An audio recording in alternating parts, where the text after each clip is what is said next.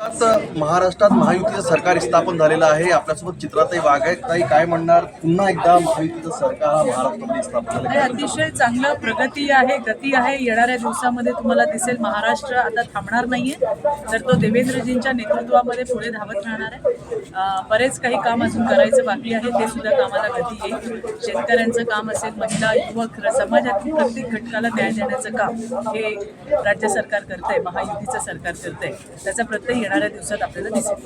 नाही, आतापर्यंत ज्या प्रकारे खाता वाटप नाही झाले त्याची संभ्रमची स्थिती होती. आता ते बरं, काम कुठलं थांबलेलं नाहीये. स्वतः मुख्यमंत्री, उपमुख्यमंत्री दोन्ही येऊन त्या ठिकाणी दोन्ही सभागृहांमध्ये उत्तरं देत आहेत. प्रभारी मंत्री त्या ठिकाणी काम करतात. त्यामुळे काम कुठलं थांबलेलं नाहीये, काम चालू आहे. काय म्हणतात आहे की हिवाळी अधिवेशनाला कमी दिवस लागले, म्हणजे की हिवाळी अधिवेशन जो 15-20 दिवसाचा तरी कार्यकाळ पाहिजे होता, प्रश्न जे सुटले नाही. मला आयडिया नाहीये, माझं पहिलंच हे अधिवेशन आहे. परंतु मी पाहिलंय की आजचा शेवटचा दिवस आहे. गेल्या 6 दिवसांमध्ये खूप साऱ्या विषयांवरती सभागृहांमध्ये चर्चा झालेली आहे. आणि मी जसं म्हटलं तुम्हाला की येणाऱ्या दिवसामध्ये सगळ्या घटकांचे प्रश्न सोडवण्याचं काम हे राज्य सरकारच्या माध्यमातून. महिला सक्षमीकरणासाठी काय बघा, वुमन एम्पॉवरमेंट हे तर मेन अजेंडा आहे आमचा. परंतु फक्त महिला सक्षमीकरण नाही, तर तिला आर्थिक सक्षम करण्यासाठी येणाऱ्या दिवसामध्ये खूप असे कार्यक्रम महायुतीच्या सरकारमधनं त्या ठिकाणी महाराष्ट्रामध्ये राबवले जातील.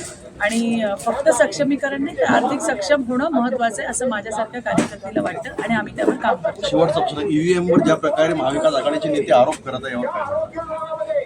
हा असं आहे की जिंकल्यानंतर ते ईव्हीएम चांगलं असतं आणि हरल्यानंतर ते वाईट होतं. लोकसभेमध्ये त्यांच्या जास्त जागा आल्या, आमच्या कमी आल्या.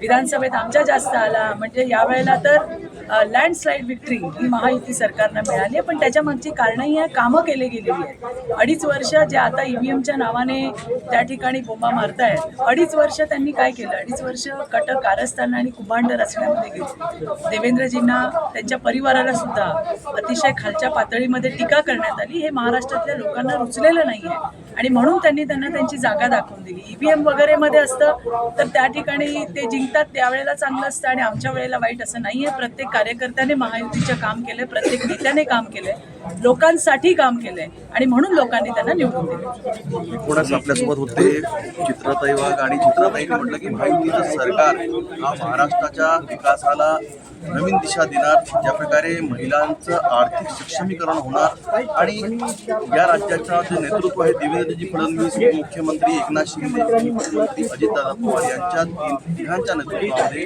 महाराष्ट्राचे सर्व प्रश्न सोडवले जातील.